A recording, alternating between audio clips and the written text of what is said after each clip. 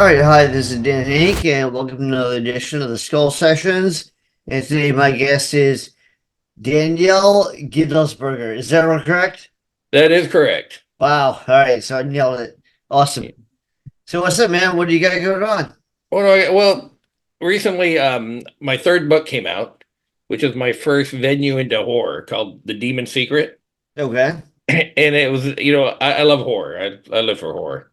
Um, and from your head, I can tell that you might like a little bit of horror too. Um, Just a little but, bit. to me, the scariest movie ever written, ever put in the film, was The Exorcist.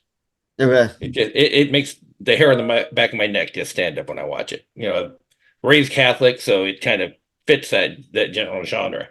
So watching movies like that, I always say, why? What happens? Why are they doing this? Why do demons possess people? Is it for kicks? Do they just like it? Or like, woo? So that's where this book Maybe was they born couldn't get out of hired to that. Congress anymore, so sorry, go ahead. Well, my book takes place in Washington, D.C. But that's how it came to me. Ideal setting, yeah. Ideal setting was, why do they do this? What's the outcome? What's their final story? What's on the other side of the equal sign? So it follows the main character, Father Luke, who who's who kind of stumbles into this. He wants to be an exorcist, but as he learns and goes, he starts learning things that aren't he's not supposed to know, that are like sacred text and stuff. Right. So it's not only the demons are getting pissed at him, but it's also the Catholic Church chasing after him. Like stuff hidden down in the Vatican and the vaults. Yeah, yeah. There's all sorts of mysteries about that. Like, do Oh you yeah, delve into that at all? Oh yeah, yeah, that's all. Okay, That's all delved awesome. into. Awesome. Um, there's one part where he starts reading somebody's old diary or a journal from somebody whose parents were killed because they were too well educated during the Spanish Inquisition. Right. So yeah, I really liked the book. I had a lot of fun writing it. I put humor throughout it because I don't want dark, dark, dark, dark, dark. Right? Right. I want somebody to read it and be able to have fun at the same time. Because otherwise, it just when you sit through and you're constantly getting barraged, then it's no longer any No, fun. I realize like some people think like dark is what sells. So they just go like so grim and dark the entire time that people have a hard time reading. It's just like down and depressing and they can't Exactly. grasp for air. Yeah, you need that break. You need that mental break. Yeah. Plus, to me, it makes people are more believable. If we're all human. We have bad times, but you always have that friend that makes jokes. No matter how bad the shit hits the fan, there's one guy that's always going to be making jokes the whole time. Right. Well, I think that's what Stephen King actually does really well. He has very believable characters. And he has kind of a diverse cast. So, like, you have the people who are a little bit more on the grumpy side, and the people a little more on the goofy side, but it all works. The goofy side.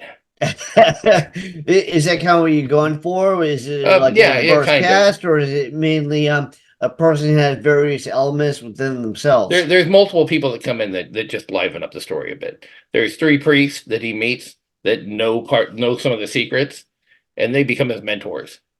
Okay. But they've been exiled by the church, so they're having a good time. They're living life. In the beginning of the book, there's a part of the book about them just going out for karaoke night and hanging out, and I hope people find it funny. I found it funny to write. When you have these characters living in your head the whole time, we have a tendency to, they're actually living in my head, right? But Because I know you no, I know, do that too. I yeah. think a lot of the authors that I look up to is like do you deep delve into the person that they're portraying as opposed to just like cardboard cut-ups. No, they're like multiple. It's almost like while you're writing the book, a little multiple personality disorder going on because you're being these different people in your head the whole time. Maybe not quite Patrick Bateman, American Psycho, but yeah. But close. You never know. Uh, Right. I know that. Well, I forget what it is. Like a pretty famous meme where it's just like the greatest monsters are the people that we don't think are monsters, like the people around us. Oh yeah, the calm, cool, the Gacy's, Right, yeah. The Bomber. who was it? he was a serial killer. He was really handsome. So the police picked him up like 5 times. They're like, no, it can't be him. Can't be. He's too cool. Yeah, exactly. They let him go. And of course, it was him the whole fucking time. Yeah. There's an amazing book, and I never remember the author, but he was a forensic psychologist for LAPD and a couple other places.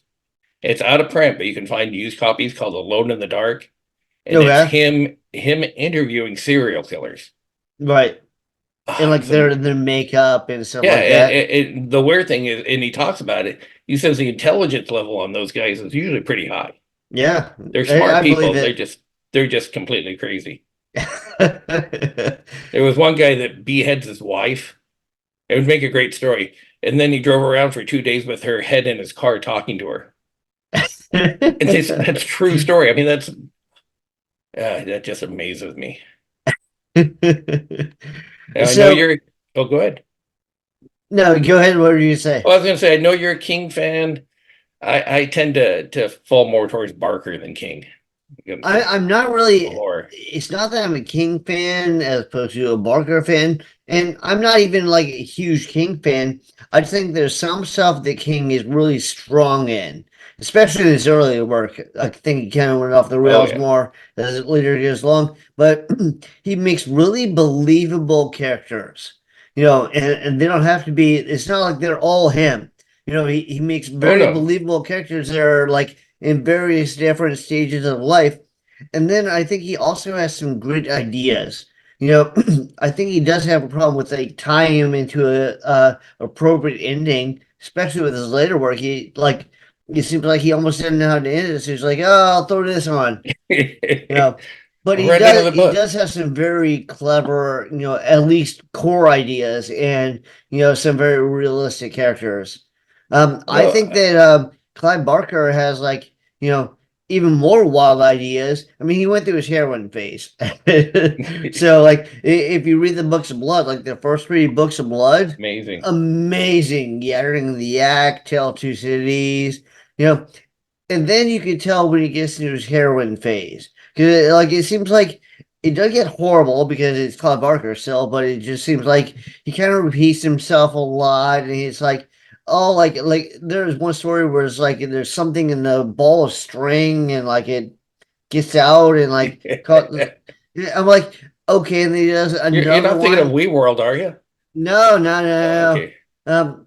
No, it's one of the stories in Books of Oh, Blood. yeah. Okay. And, but there were a lot of stories that were kind of similar, like something very common and like something like horrible gets out and possesses people. But it's all super vague, but it's probably also because he was on heroin, you know. Exactly.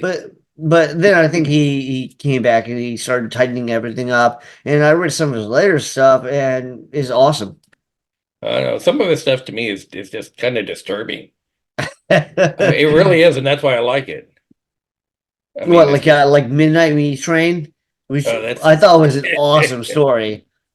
ah, It was a good movie too, but I thought it was an awesome not the right story. way. My favorite is still going to be We World. Just Yeah. love See, that I've book. never read Weave World because I always heard that short stories are great. He kind of misses the mark with his longer stuff. Is that not true? The longer stuff to me, well, actually, We've World on the longer stuff is the more focused of the Okay. longer stuff because he goes into different directions, and you're like, when are they going to meet together? Eventually, they do, but it's just the characters in that book make the whole book. But Like you okay. have Immaculata, who's I've had a from few like a people Mac. recommend it to me, so I'm definitely I need to check it out. Just check it out. It's disturbing at times. That's what Okay. I read or watch horror, I want to be disturbed.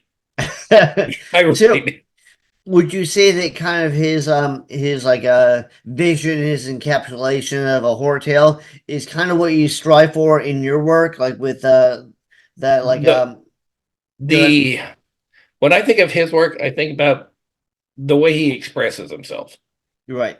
not how he builds his characters, and that's where I would love to be because when I read a character that he's developing, I believe that character, no matter Okay. how weird it is, and there's a lot of weird stuff out there, right? He does a lot of weird stuff. Um, He's kind of a weird guy. I mean, I think that's a good thing, but he's kind of a weird guy. oh yeah. Oh yeah, got to meet him in Texas in like the early '90s, Okay. and got a signed copy of The Thief of Always. Okay. Was he healthy then? Because I've seen him recently, like at Monster Mania and stuff up here, and he's in bad shape. Oh, this is '90s, so the early '90s, so he was in good shape back then. No, okay.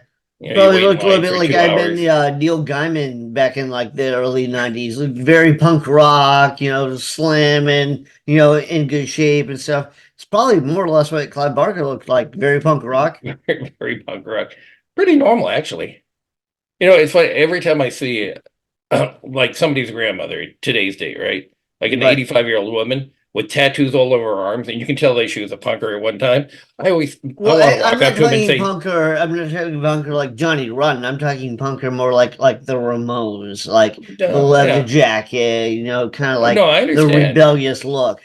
Yeah, but my thing was when I see them, I want to go up and find out what their story was, right? Mhm. You see an 85-year-old woman with black flag tattoo on her arm, Right. and I want to know Which what I happened. have actually, but go ahead. But I want to know their story because people look at them like they're just old people now because if you were in your 20s in the 70s, you're in your 60s and 70s now. Right. So yeah, I always want to go up and talk to them just to see what their life's about. And I Right. stopped that close from doing it. Like, I don't want to bug them, but I bet So they're gonna. you haven't done it, but you just want I to? just want to do it, yes. And I'm not a real shy guy. It's just I always don't want to bother people. Right. One of these days I'll do it. I have to record it. And Murphy's Law, that would be the one person that was a bad idea to bother. It's possible. You never know. All right, so going back to you for a minute, what else do you have out? You said this is your first horror story? My first horror story, I have a novella and then a novel it's a crime series about a character who, through bad luck, I'm going to put it that way, through bad luck, he ended up becoming a hitman for the mob.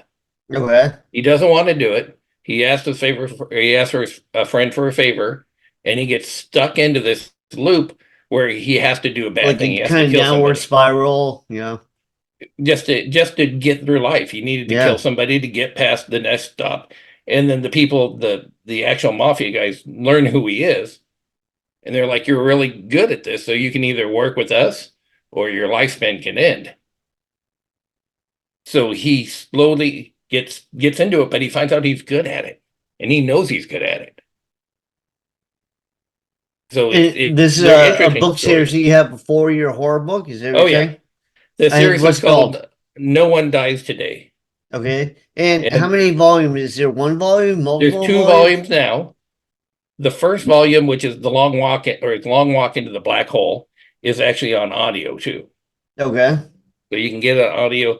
The second book, which I love, um, because the first book I wrote a novella because I wanted to write a book so bad that I wrote it, and it wasn't as big as it's not a Was huge that book. your first book or That was your my first first published? book, the first published book. Okay. So I wrote it. I liked where it stopped at. I left a little cliffhanger for the next book, and I just got it out there. I didn't have it professionally edited. I just got it out there because I knew I had to do it if I wanted to get it out there, right? Right. Sometimes you just got to pull the ripcord and see what happens. And Right. it did well. It actually didn't do bad at all. The Or second the book, umbilical cord or whatever. Yeah. yeah, second book is Bleeding Out Through the Soul, and it just continues the story. He finds love, but he finds love who's actually a police woman, which Okay. yeah, eventually she figures out what he does in the story. But it's an interesting story, and part of my research on that is to figure out interesting ways for him to be successful in killing people. Okay.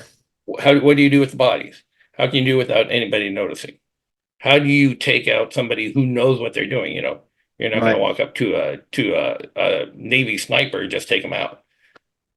So it's been fun. It really has. I have the third book, the final book, about halfway done on that. But I stopped that because I really wanted to make this horror book, the Demon Secret. I really wanted to get that done when it popped in my head. Okay. So it took like 5 months to write and then like 3 months to edit. Well, right before we go back to Demon Seeker, let me ask you. So, with a detective who kind of becomes a hitman, did you do any research in the police departments or talk to anybody that was like in law enforcement? No, no, no, no. I was having fun with this book.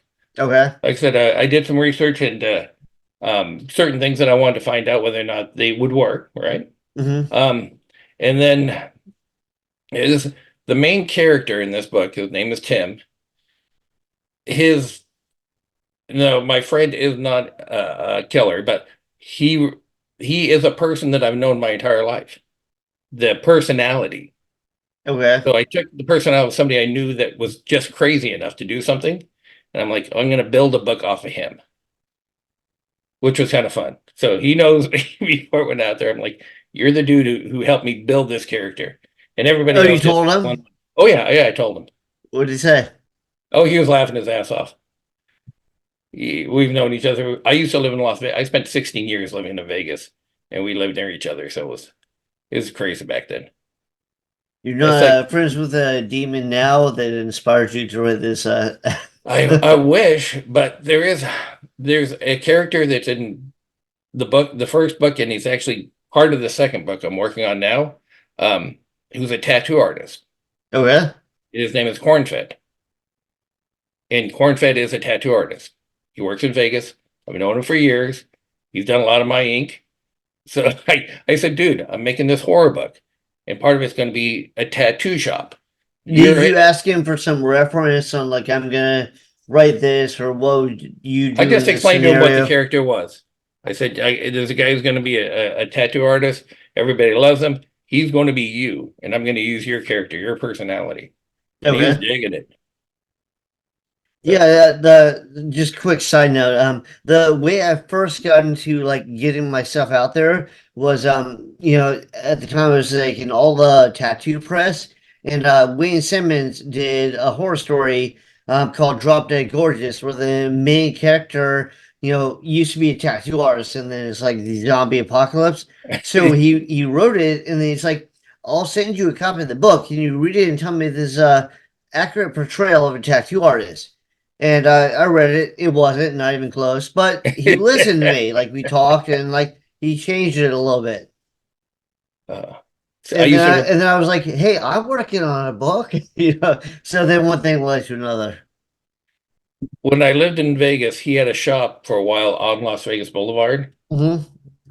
And we used to hang out there on Fridays. Okay. He'd be working, but he owned the shop. So he'd be working, but we just hang out there for hours and laugh. Dude, on the strip in Vegas, a tattoo parlor, the best people in town show up. Right. Well, that probably also gives you kind of like a idea of what's An going idea. on. Like I remember Wayne had like a number of tattoos, but there's like stuff like the tattoo artist is like the end of the world. She's like trapped on like a train going somewhere, and some guy's like, well, I always wanted a tattoo, but I never got one, and she was like, "Oh, well, I have my equipment right here." And then she started tattooing. I'm like, that would never fucking happen. It would be funny though. You have to admit it'd be pretty funny. Yeah, well, it was also like tribal. It's like, in the middle of a zombie apocalypse, if you did keep your tattoo equipment with you, which, I'm a tattoo artist, but I bring my bug out bag. I wouldn't bring my, tattoo equipment with me. Exactly. And You where are you know, going to get your power for your machine? Yeah, well, let's see if you see like in the old days, like some people would like hook up to like car batteries and stuff like that. So let's just imagine that for some reason everything worked out. Even if it worked out, why would you go, yeah, I'm fearing for my life and traveling somewhere, but I should tattoo this person. And I'll do Right one of the now. lamest tattoos ever. I'll do tribal on them. Sorry, side rant. Oh, no, no, that dude, that is funny. Zombies are taking over the earth, but I'm going to do a tribal tattoo right now. Yeah, Try step on you. exactly. But anyways, so how can people see yourself? Like you have a Amazon authors page? Yeah, Do if you you have go a to website? Amazon, you just look up the Demon Secret or Dan Gindlesperger. I'll pop up there. If you type in Dan Gindlesperger author dot online, I have a page that it's not complete yet, but it works. Um, those are, and then of course Audible. I have the No One Dies Today, the first book on Audible, and I have this incredible voice actor doing the Demon Secret right now. Okay. So that should be done in the next couple months. Um, I listened for 3 days to people, different samples. Found the guy that I really liked, and the first thing I said is, I said, "Don't hurry, don't make it fast. I don't want something done in 30 days. I want it to be good." And Right. he agreed with me. So we're trying to make it perfect. And for some of the voices, for different people, he's actually using some people that he knows to voice some of the dialogue. No, that's cool. Yeah. Oh, I even did. So, I did and that's up oh, on like Amazon, like you buy like all different formats, oh yeah, like Kindle or paperback or or yeah, the Audible. the Audible is, yeah, it comes straight through there. Um, so yeah, it's, I like I said, the first book was done like that. It's an interesting process because what I do is a royalty share on it. Right. So yeah, Well, we both. I've done that as well. I have a couple of books Audibles. I guess it's fairly common. 'Cause it used to be like I guess you'd pay out like 5 grand up front, and a lot of people are like, yeah, I'm not gonna do it in that case. Well, the thing about it, the way I look at it is, I spent months writing this book, right? And the guy who's doing the Audible is going to spend a lot of time doing the Audible itself. So if we both have a vested interest, we're both going to try to get it out there. We're both going to promote it. Oh no, I agree. I agree. Yeah. So it's But if you it's get not paid a just, right amount of money, it actually doesn't matter how good your job is. Because it's not like you've already done it. not Like sure what you if mean by that. no, I'm saying if it's Audible and you've already done it, you've Oh already yeah, been paid. You're not like, yeah, I have to make it so good so that people keep coming back and bringing their exactly. friends. Yeah. It's like, I think of what's his name, Craig Allenson and R.C. Bray from the Expeditionary Force series. It's an amazing series, and yeah, the audio is what sell on those books. Right. You can get the books in paperback only, but the audio is what sells. And he's done what I think every independent writer like you and me want to do, be able to live off of it now. He's made Okay. enough money where he no longer has to have a real job. And dude, that's where I want to be. It's funny. It's like the people go, this isn't a real job. That's a real job.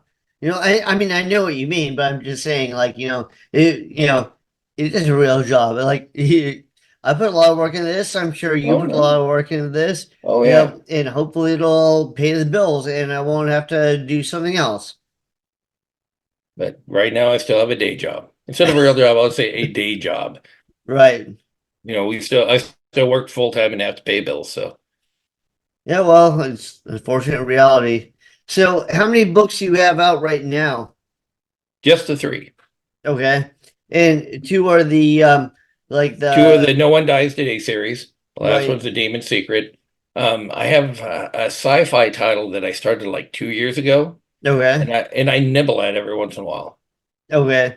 And it'll probably be out in the next couple of years. It's one of the ones that, and I'm sure you've seen it when you have little ideas in the back of your head and you just start writing them down. Right. And it's one of those ones I just Yeah, nibble I at keep every once in a notes on while. my phone, you know. And I like Oh, when I sit down to like, write like a full novel, I'll be like, yeah, that's a great idea, but it didn't work here. Or yeah, I like the, so I like if I'm like, it's a great idea, but it didn't work in the novel, then maybe I'll write a short story with it. I always start with the last paragraph. That is the first thing I've written on all three books, and everything I've worked on is the end. Because that keeps me focused, right? Right, Because when you're writing, it's really easy, and I've learned it's really easy just to start falling down rabbit holes. You're like, oh, right. Oh that'd be yeah. interesting to add this, and so I use that, and I go back and read it all the time to make sure that I'm going towards that goal. Right. Well, I read like a full outline of the progression of the novel, and like I might change some of it as I go along, but I kind of know, the like the way it's going to go, what's going to be in it, and when it's going to be in it. And then some people, like I never even heard this word until I started doing the podcast. They describe themselves as pantsers, so they just go by the seats of their pants when they write stuff, and I'm like, I couldn't operate like that. You Like, have to have a basic outline. I have an idea, the if you looked at the end of my books before I wrote the end, there's probably by the time I get done like 5 pages worth of notes because I'm constantly taking notes, refining things because you have to, right? You have to refine as you go and clean up because your oh original yeah, output is not definitely. going to be perfect. And then I found that you need to extensively edit it. I found that reading out loud helps, reading out and loud is amazing. I do that because I have to do speeches at work every once in a while, talking in front of yeah, groups. And when I write something down, I always say it out loud to myself first and edit everything I have to that way. Otherwise, yeah, it gets ugly. yeah. Well, like I'm an artist too. Like I do paintings and drawings and stuff, and I noticed that like the way that you can really see how it looks is hold it up to a mirror. So if you do a painting of a person, you hold it up to a mirror and like it flips the image, you can instantly tell their flaws. Oh, I've never heard that. That sounds cool though. It makes Yeah. sense because you're looking at it from a different angle. Yeah, by it being flipped, you see if you got the proportions right, you see everything because it's flip like it's what you did, flipping it. So like your eyes immediately go, that looks realistic to me, or oh, I fucked that up. It's art, dude. Right. I have two young daughters, a 9 and a 13-year-old, and I explained to her, art is art. It's to give you an emotional response. If you look at something, you say, "God, that is It ugly." You had an emotional response. It's somebody's art. Appreciate it. Yeah.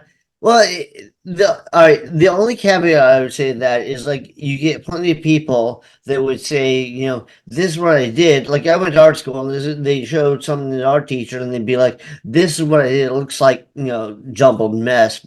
And they're like, well, Picasso this and like so they bring up all these kind of abstract artists and you Picasso, know, I remember my teacher Picasso was was amazing, though. He was. I well, He's yeah, still but life work. here's why. So what my art teacher would say is like, Picasso could do a perfectly realistic image before he, transitioned to that style. So you need to know the rules to break them. You can't just start out breaking the rules. Started out in Cubism, Yeah. dude. He painted over like 15,000 works. He's known for like 12 of them. Which is when you think about it, I mean that's the way life works, isn't it? It's not you have to keep going, you have to keep building, and just because the first 100 aren't successful doesn't mean you're not going to be successful. Right.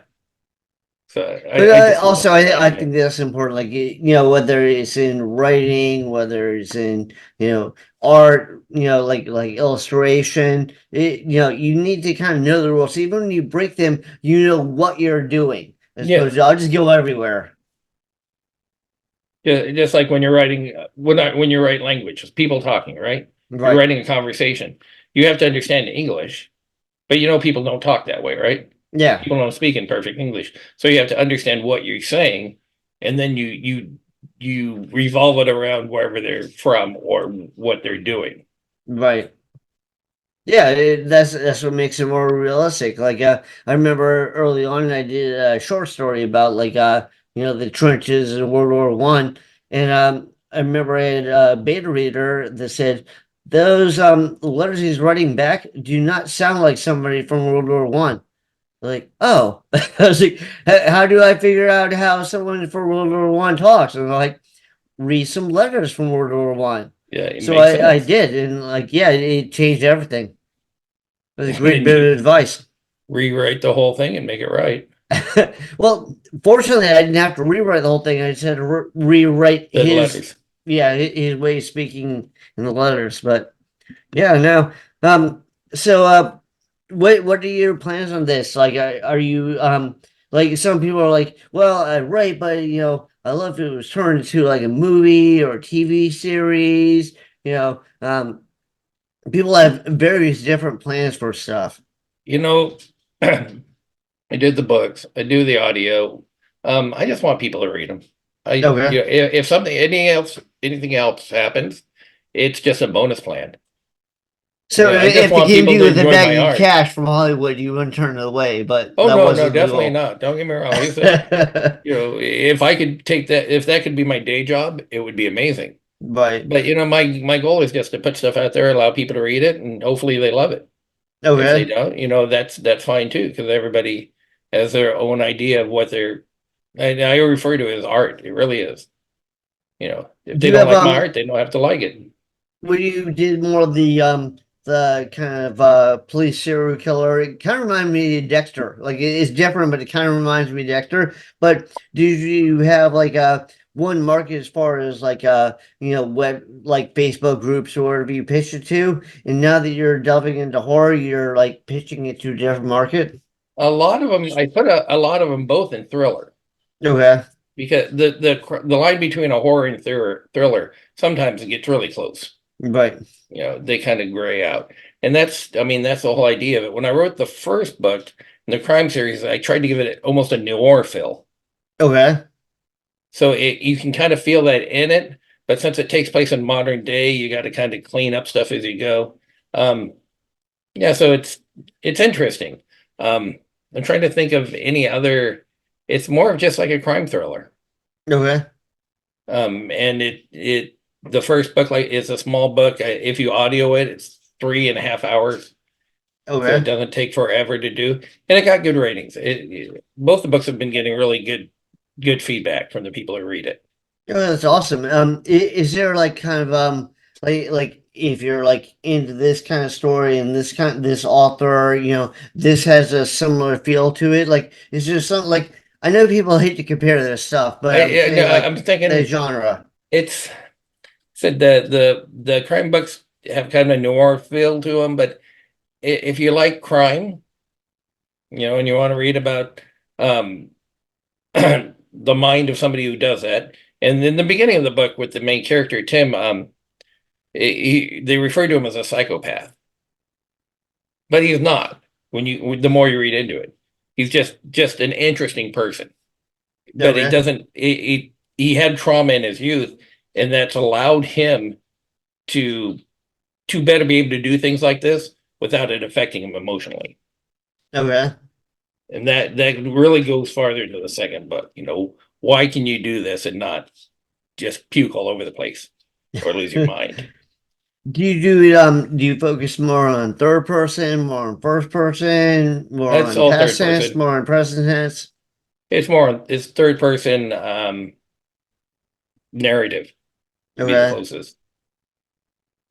All right, cool. All right, man. So, do you have anything else you want to shout out? Any like links people should check out? Yeah, just everybody go to Amazon, look up The Demon Secret. Um, please, if you have a chance, read it. One of the things I've done, especially on like the iBook or whatever you want to call it, e-publish book or Amazon, whatever Kindle, it's $3.99. Okay. It's going to stay $3.99. I'm not in it right now for the money. I'm in it so people can read my books. I Okay. can't go that lower price on the soft copy, of course, but yeah, just get out there, read it. If you like There's it, like a leave a note. production cost too, like for the soft copy, Oh like yeah, the no, for printing the cost and all paperback, that. Yeah. and I had to open it up because there's a local bookstore that said they'd carry my book if they could order it through Ingram, Right. which is Ingham like, Spark. Yeah. yeah. So I went ahead and I had to raise the price to make up for that. But now any bookstore can order my book, Okay. so it makes it fun. It really does. I was like so proud. I'm walking up to him, handing him a copy, signed, going, "You have my book in your store." That's It felt awesome. good. It felt really good.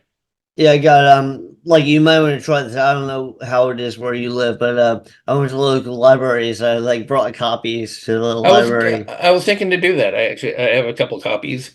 And there's a lady out here. I live in kind of suburb of Washington, and there's a Okay. lady who's going to go from winery to winery up here, and When I bringing lived books. down in Austin, Texas, my first book came out, and like Austin is very like it's very like artistic and very free. So a lot of people were more into it. And then when I moved up north, like people are less into it. Like you kind of you got to know somebody who knows. Like at the library's like, yeah, we don't take book donations. Like it Really? doesn't matter what it is, they just don't take it. I'm like, really? And then, but then I know people whose wife or their significant other works at the library, and I'm like, hey, can you get my book in? But yeah, Near me, we have a little like a farmer's market that's open 4 days a week, and okay. they have one of those shelves where you leave a book, take a book, Oh yeah, no, little we have mini those library. here. We have Yeah, those yeah, here. I put yeah. my I books drop in I those here. immediately drop one in here. Yeah, Oh, it's fun. It really is. yeah. Well, the endless marketing attempt goes on, but yeah. All right, man. So your stuff sounds interesting. People should definitely check it out. They should give you money. Hopefully, Hollywood will come calling one day and say we want to Wouldn't that be buy it for amazing? like a Netflix series. But all right, man. So you have anything else you want to add? That's it. It's just really good talking to you today. This has All been a right, lot of fun. awesome, man. Thank you.